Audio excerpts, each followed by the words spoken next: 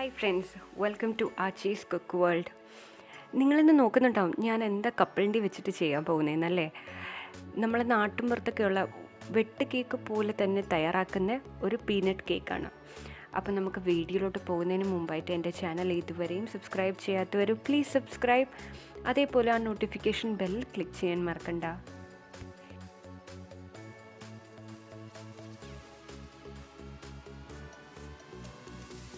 ഞാനിവിടെ 100 ഗ്രാം പച്ചക്കപ്പലണ്ടിയാണ് എടുത്തിരിക്കുന്നത്.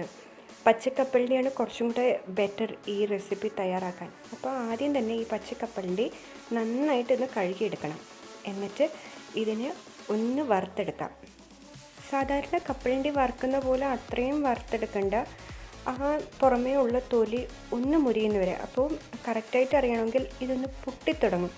കപ്പലണ്ടി എല്ലാം പൊട്ടിത്തുടങ്ങുമ്പോൾ അറിയാം അത് ഒന്ന് മൂത്ത് വന്നിട്ടുണ്ടെന്ന്.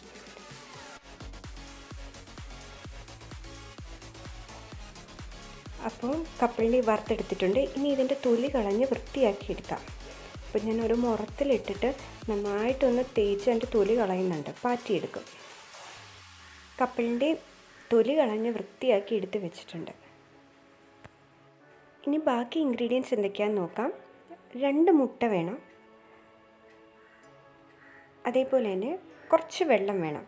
അപ്പോൾ മിക്സിയുടെ ചെറിയ ജാറിൽ ഈ കപ്പലണ്ടി ഇട്ട് കൊടുക്കാം. ഇതിലേക്ക് 2 മുട്ടയും പൊട്ടിച്ചൊഴിച്ച് കൊടുക്കാം.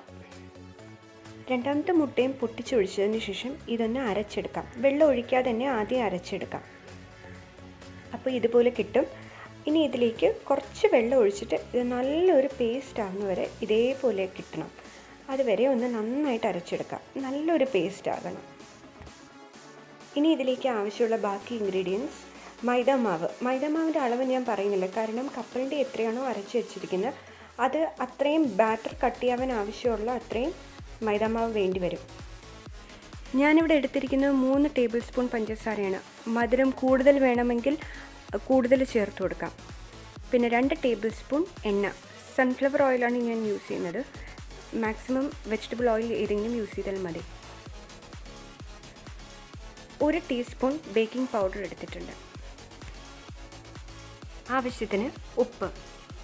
ഇനി ഒരു ബൗളിലോട്ട് അരച്ച് വെച്ചിരിക്കുന്ന കപ്പലണ്ടി മിക്സ് ഒഴിച്ചു കൊടുക്കാം.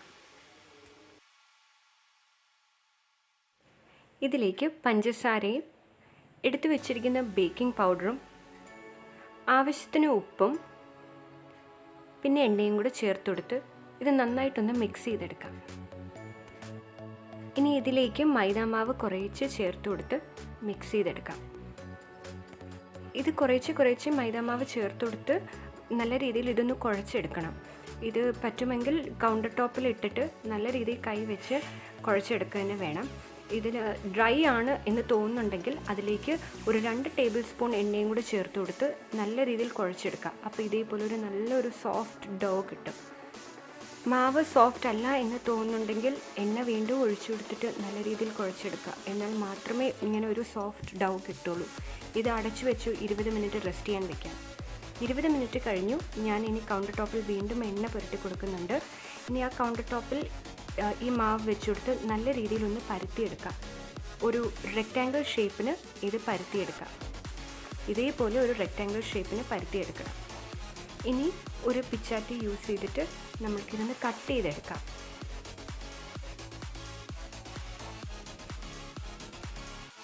ഇനി ഇത് നിങ്ങൾക്ക് ഇഷ്ടമുള്ള ഷേപ്പിന് കട്ട് ചെയ്തെടുക്കാം. ഞാൻ പക്ഷേ ഇത് സ്ട്രെയിറ്റ് ആയിട്ട് ഇതേപോലെ കട്ട് ചെയ്തെടുത്തിട്ടുണ്ട്. ഇനി ഇത് ഞാൻ കുറുകയും കട്ട് ചെയ്യുന്നുണ്ട്.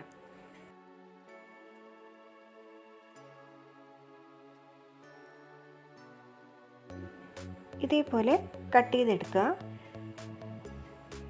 ഇനി ഒരെണ്ണം എടുത്തിട്ട് വേറൊന്നിൻ്റെ മുകളിലോട്ട് വെച്ച് കൊടുക്കാം. വെച്ച് കൊടുത്തതിന് ശേഷം ഇനി ഒരു പിച്ചാത്തി ഉപയോഗിച്ച് ഇതിന് നടുക്കൊരു ചെറിയൊരു കട്ടിങ് കൊടുക്കാം. കട്ടിങ് കൊടുത്തിട്ട് ഇതിൻ്റെ സെൻറ്ററിൽ ഇതേപോലെ ഒന്ന് വലിച്ചു കൊടുത്താൽ മതി. അപ്പോൾ നടുക്കൊരു ഹോൾ വീഴും. ഞാൻ ഇതേപോലത്തെ ഷേപ്പിലാണ് എല്ലാം ഇതേപോലെ ചെയ്തെടുത്തിട്ടുള്ളത്. നിങ്ങൾക്ക് ഇഷ്ടമുള്ള ഷേപ്പിൽ നിങ്ങൾക്കിത് തയ്യാറാക്കി എടുക്കാവുന്നതേ ഉള്ളൂ. ഇനി ചൂട് എണ്ണയിലോട്ട് ഇത് ഓരോന്നായിട്ട് ഇട്ട് വറുത്ത് കോരിയെടുക്കാം. ഒരു സൈഡ് മൂത്തിട്ടുണ്ട്. അപ്പോൾ ഇതിനെ തിരിച്ചിട്ട് കൊടുക്കാം. ഇതെല്ലാം റെഡി ആയിട്ടുണ്ട്. ഇനി ഇത് കോരിയെടുക്കാം. ഇതേപോലെ ബാക്കിയെല്ലാം ഫ്രൈ ചെയ്ത് എടുക്കാം. വെറൈറ്റി ആയിട്ടുള്ളൊരു പീനട്ട് കേക്ക് തയ്യാറായിട്ടുണ്ട്. ഇത് വേണമെങ്കിൽ പഞ്ചസാര പാനി റെഡിയാക്കിയിട്ട് പഞ്ചസാര പാനിയിൽ മുക്കിയെടുത്താലും വളരെ ടേസ്റ്റി ആയിരിക്കും. അത് ഓരോരുത്തരുടെ ഇഷ്ടം അനുസരിച്ച് ചെയ്യാം. ഞാനിത് വളരെ മധുരം കുറച്ച് ചെയ്തിട്ടുള്ളതാണ്. ഇതാകുമ്പോഴത്തേക്കും ഡയബറ്റീസ് ഉള്ളവർക്ക്, മധുരം കഴിക്കാൻ പാടില്ലാത്തവർക്കും കഴിക്കാൻ പറ്റുന്നൊരു ഡിഷാണ്. മധുരം കൂട്ടിയാൽ അങ്ങനെയും കുട്ടികൾക്ക് വളരെ ഇഷ്ടപ്പെടും. അപ്പോൾ ഇത് വളരെ സോഫ്റ്റ് ആയിട്ടുള്ളൊരു കേക്കാണ്. തീർച്ചയായിട്ടും എല്ലാവരും ഒന്ന് ട്രൈ ചെയ്ത് നോക്കുക. ഈ വീഡിയോ ഇഷ്ടപ്പെട്ടെങ്കിൽ ഒന്ന് ലൈക്ക് ചെയ്യുക. അതേപോലെ നിങ്ങളെ വിലയേറിയ കമൻറ്റ് ബോക്സിൽ ഇടാൻ മറക്കരുത്. ഫ്രണ്ട്സുമായിട്ട് ഷെയർ ചെയ്യുക.